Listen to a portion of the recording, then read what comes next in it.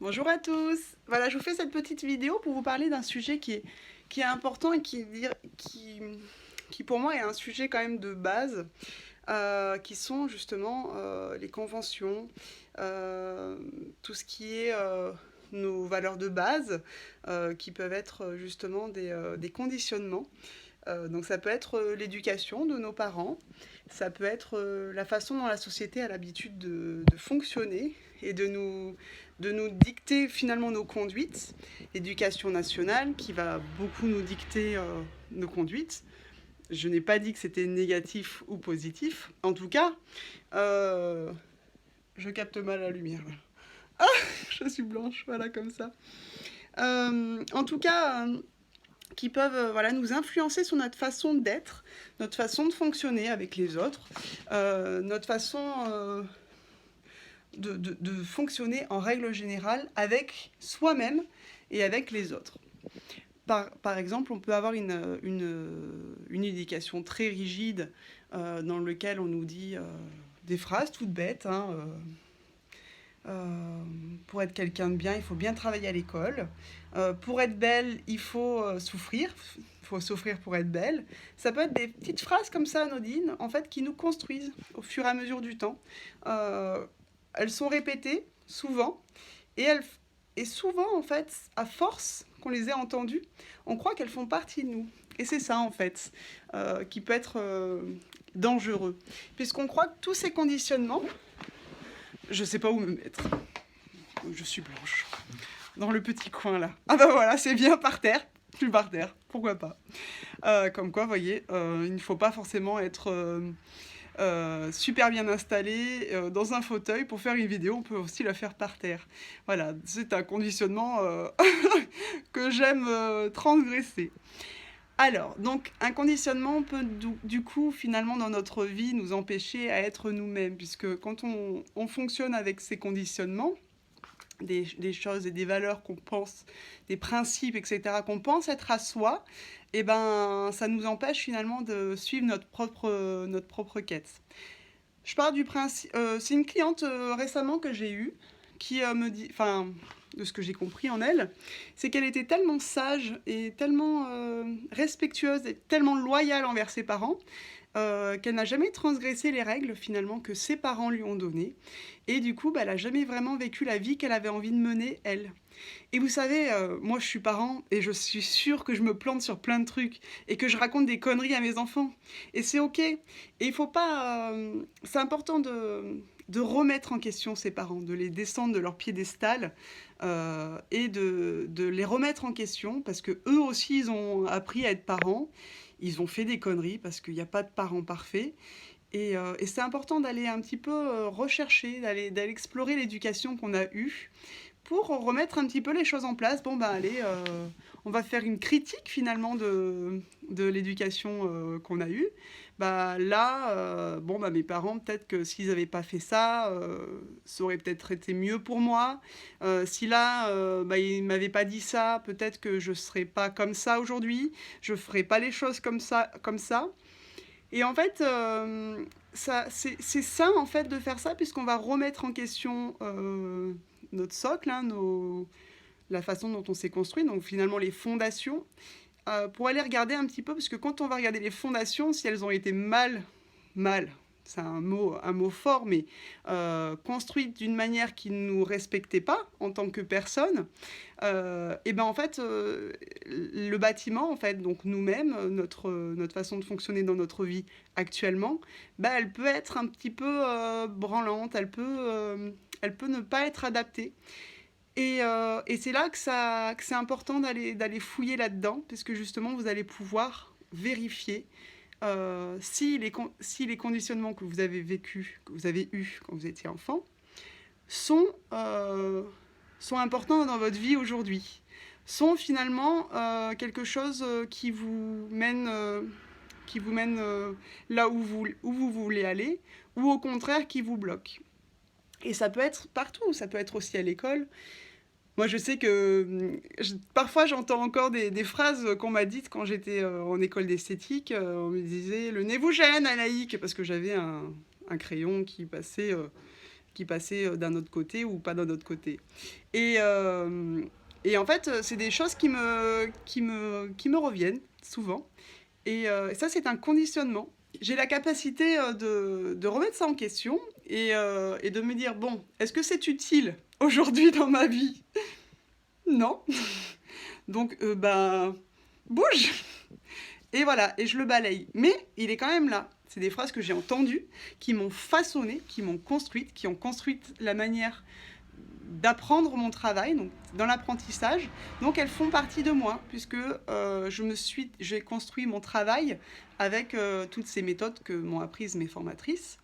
Et donc du coup, j'ai entendu ces phrases et elles ont fait partie de moi puisque c'est des phrases qui vous ont guidé. Pas le nez vous gêne Anaïque, ça veut dire la façon dont tu procèdes, ça va pas. Donc il faut que tu fasses plutôt comme la formatrice, comme je te guide de faire. Et du coup, vous êtes plus vous-même dans cet apprentissage-là. Alors certes, vous êtes en train d'apprendre une technique que vous ne maîtrisez pas encore, que vous ne connaissez pas. En tout cas, toutes ces phrases-là, vous les avez entendues et elles vous guident. Elles vous guident au moment où vous êtes en train d'apprendre. Et c'est important d'être guidé quand on est en train d'apprendre. Mais il y a des choses qui restent et qu'on n'a plus besoin, puisque les temps ont changé. Par exemple, je pense au coude sur la table.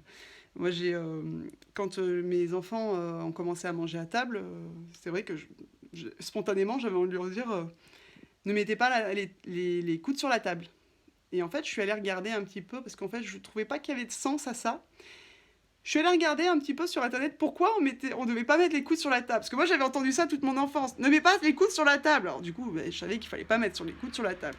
Alors je me demandais, est-ce que vraiment, et c'est ça qui est important de découdre les conditionnements, c'est de se demander à quoi ça sert, quelle est l'importance de ne pas mettre les coudes sur la table? À quoi ça va servir?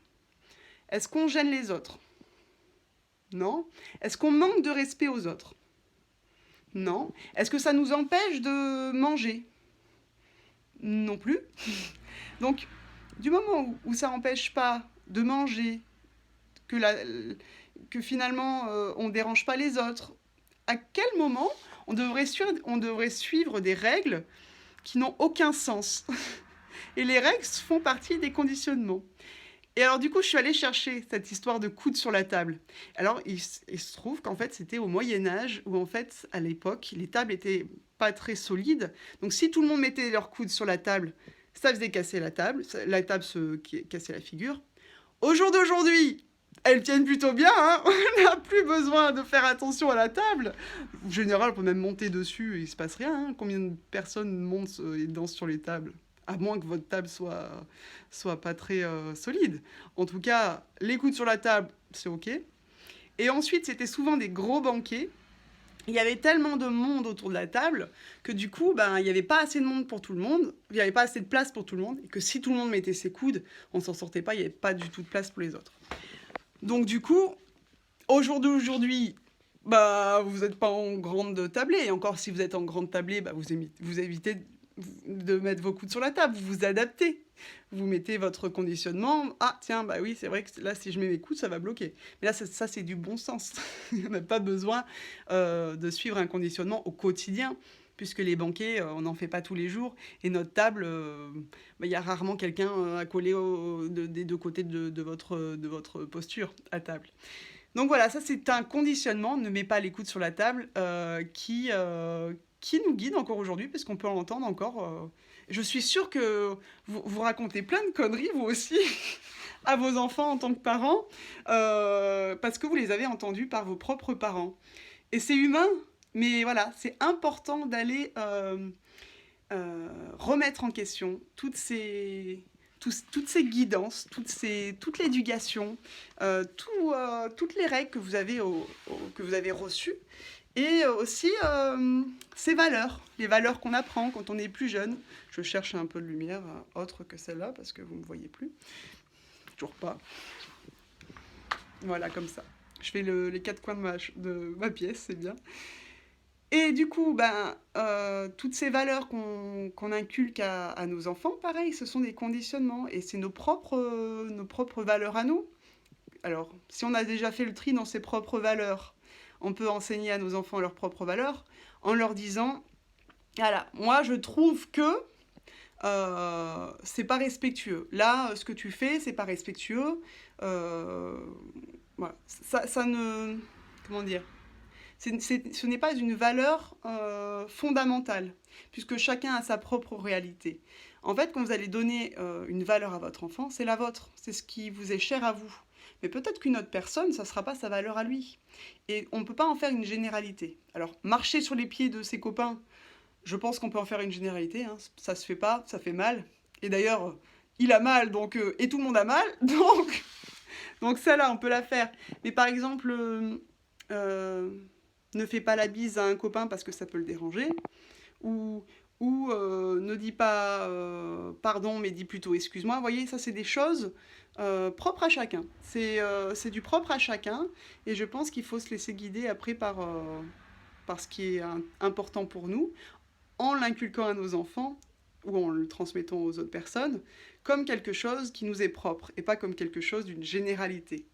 Voilà, pour éviter de refaire du coup des conditionnements, pour recréer du conditionnement à nos enfants et leur permettre finalement d'être plus libres et de faire leur propre choix en ayant conscience que c'est leur propre choix et qu'on n'est pas obligé de suivre tout ce qui est de la société. Par exemple, on peut suivre la mode hein, si on veut, c'est des dictats de la société.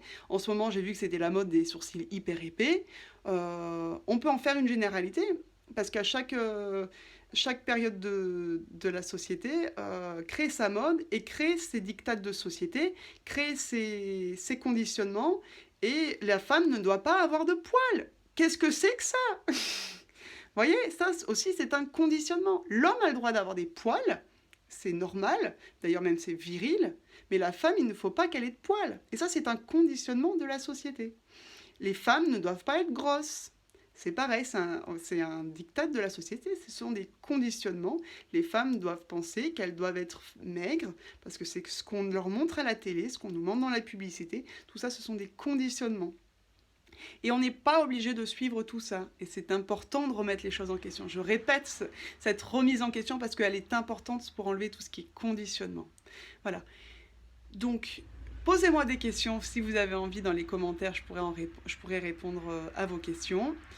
Et peut-être développer un peu plus cette partie de conditionnement dans laquelle je l'ai fait un peu freestyle. Hein, vraiment, ça m'a pété. Je me suis dit, ça fait longtemps que je veux en parler. Là, j'ai un peu de temps parce que ma fille est à la crèche. Voilà, donc là j'avais un petit peu de temps et je pourrais un peu plus pousser sur la question. Et puis n'hésitez pas à me poser des questions, comme ça je pourrais un peu plus pousser. Bonne journée!